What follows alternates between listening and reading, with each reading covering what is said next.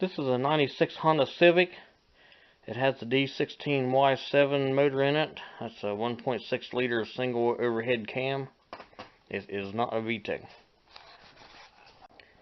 D16y7 motor in it. Decal.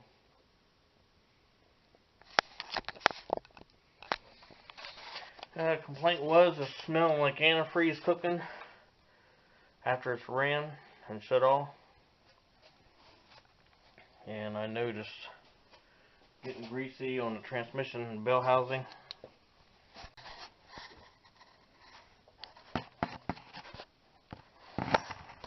And that shouldn't be there. Anyway, the head gasket's starting to weep out between the block and the head.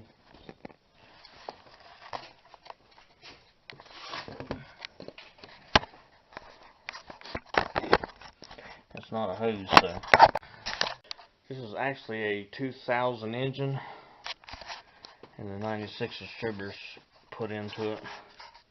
So the motor's only got 60,000 on it. It's just getting pretty old. The timing belt has about 30,000 miles on it. I'll be reusing it.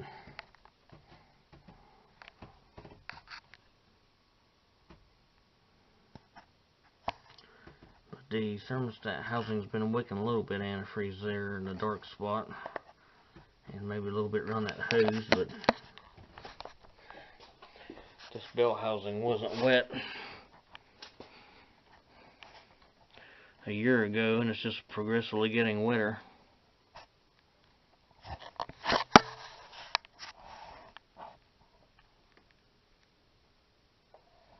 So I'm going to go ahead and change the head gasket on it.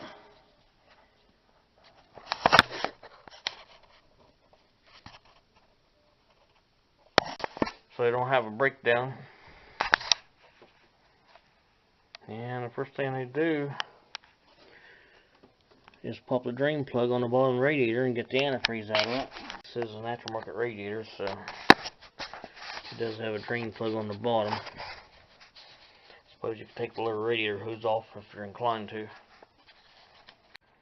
Be sure and catch the antifreeze and save it for recycling. Do not throw it onto the ground.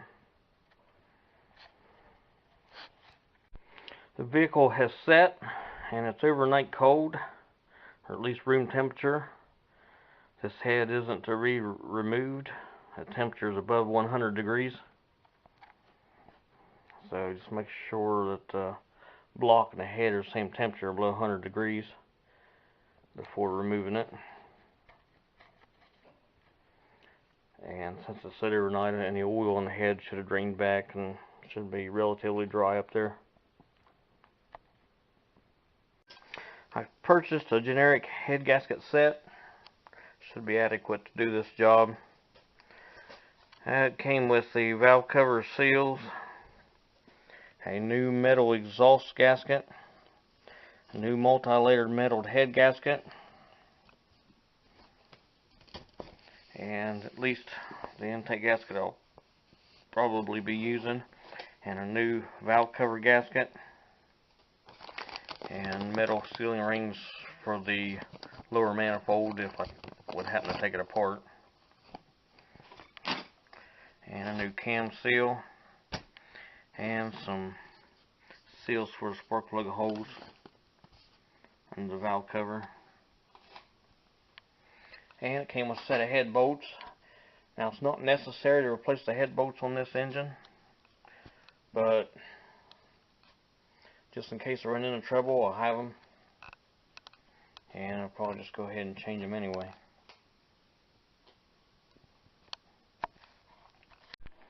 And open the heater valve by going inside the vehicle and turning the control for the temperature on hot, and then that will help drain some of the antifreeze by moving this manual valve out here open.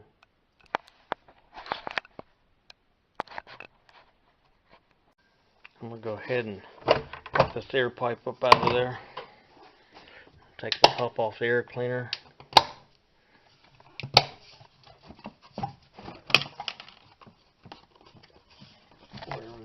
snap is back there.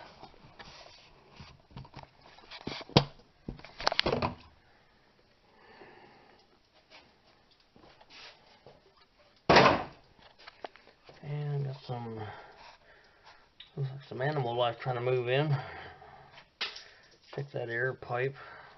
Make sure none of that falls down in the motor if you got a bunch of trash sitting on it, because as soon as you lift this air filter up, the throttle body is like a funnel down into the intake.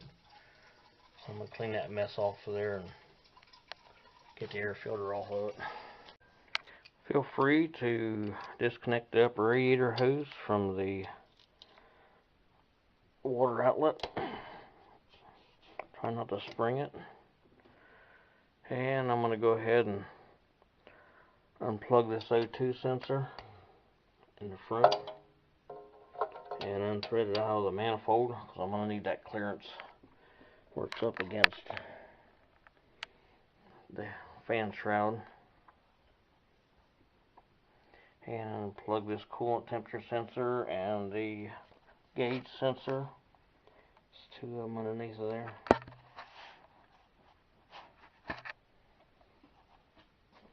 And get this upper radiator hose out of the way. If removing the hose, on the underside I marked R where it goes to the radiator.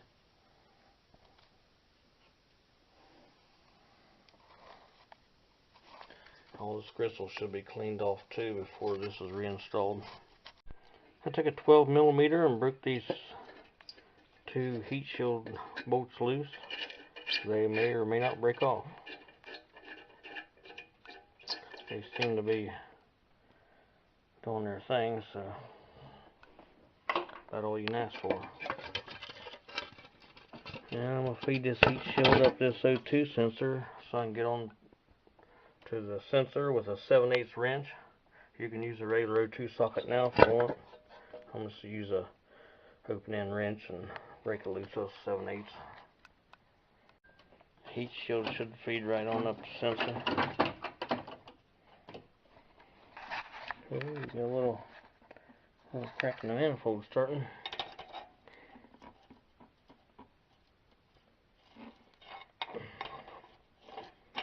And that one wasn't too bad. Of course, it's been replaced within the last couple of years.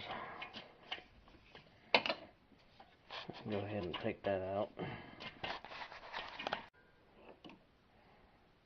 Nice. Extra nice.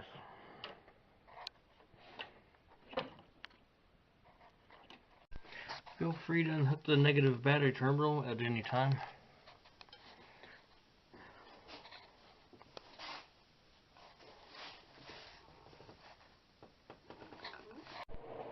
I'm going to take a 12mm. I wire brushed all these studs off and sprayed some penetrating oil on them. I'm just going to break these all loose on the manifold, just to let them sit a little bit. Go ahead and take this 14mm ground cable off, and take the 10mm out of this throttle cable, and then take the one of these 12mm nuts loose on the throttle cable here. Leave the other one in place so it'll stay in adjustment, and back it up, and then slip it out of there and feed it out of the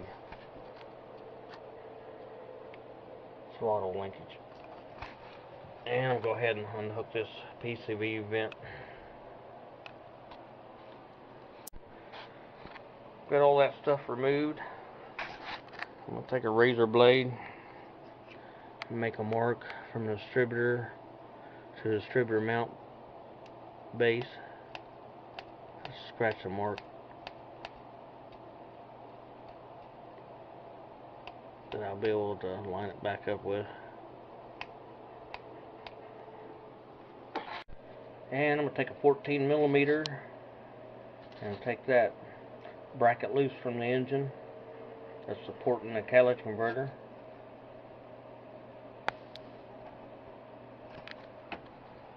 And I'm taking this 10mm out of this plug wire holder here. I'm going to go ahead and pull the plug wires up out of it.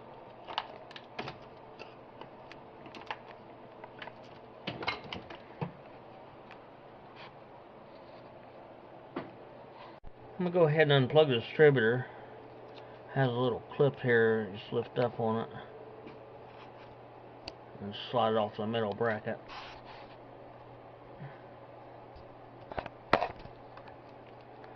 And then push on this clip and separate it from the distributor plug-in. Wasn't so bad, I guess.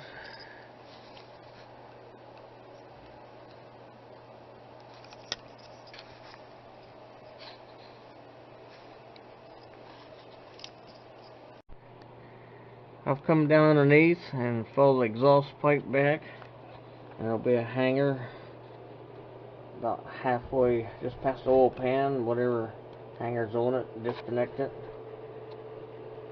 This has an 11mm nut holding the hanger to the pipe, so that should let the exhaust system kind of float on the rubber hangers.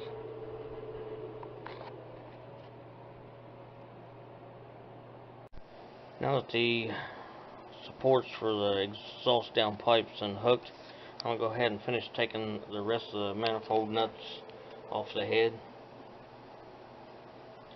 Hopefully none of them's going to break. It seemed alright.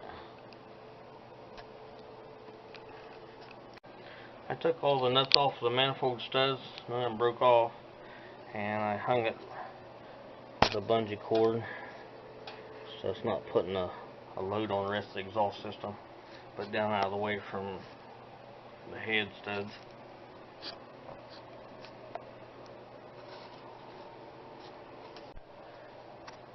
Went ahead and threw a shop towel down the throttle body so that no foreign stuff will fall down in there. I'm going to come around and start working on the intake. Probably the first thing I want to get out of the way is there's a metal bracket supporting it from underneath. It's got a 12mm bolt. I'm going to take it out. I'm going to go ahead and take this lower heater hose loose from the thermostat housing just to get the antifreeze drained out of the block and blow the intake so it doesn't go everywhere.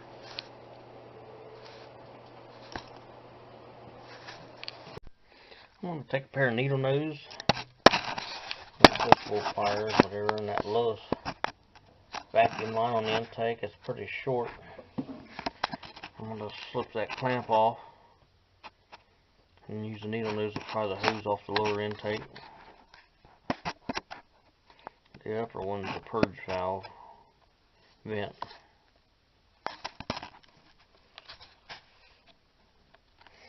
Go to the top of the alternator and get it.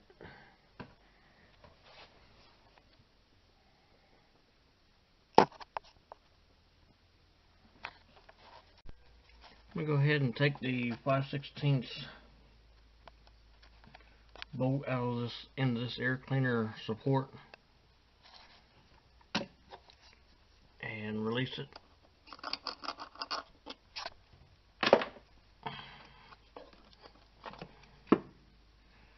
And then up underneath it here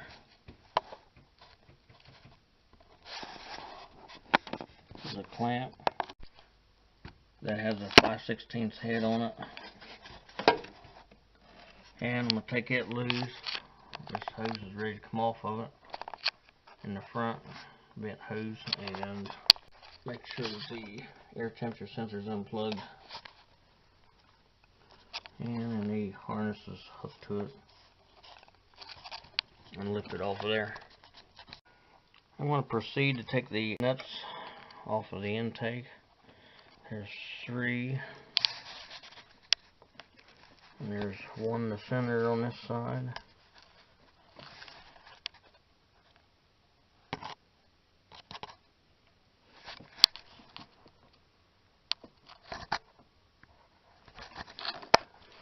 There's 2 more and one on the outside.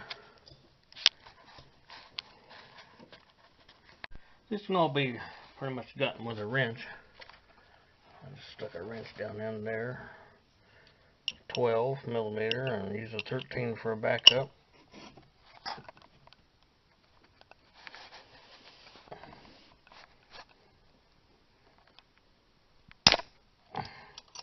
And that nut's broken loose. and so on. If you want to, take this coolant bypass line loose, use a pair of needle nose, and then just be careful with it. It's probably pretty delicate.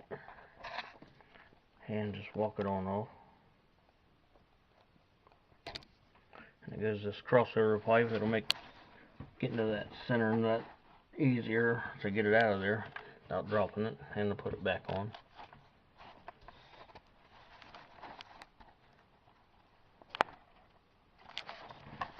Once you have the 7 nuts out, 7 nuts holding the intake to the head, kind of jiggle the intake a little bit and walk it back. Might get a shop back and shop back any debris off of it where they fall down into the ports, and you have to clean that out of the ports as well. And one other thing, getting in the intake rail.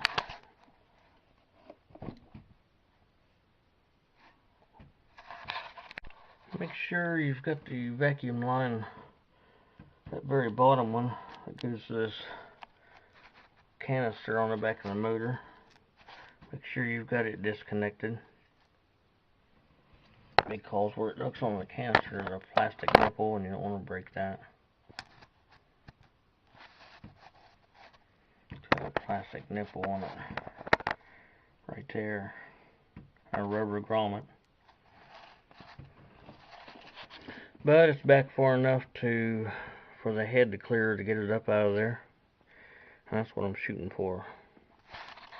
See the edge of the head gasket there.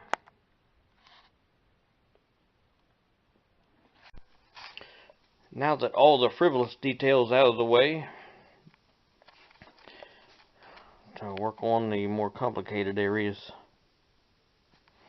I'm going to be removing these valve cover retainer bolts.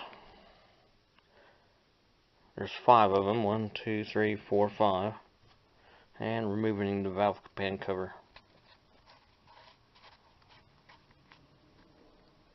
And then that'll free up this timing cover. And take the bolts out of it, 3 of them,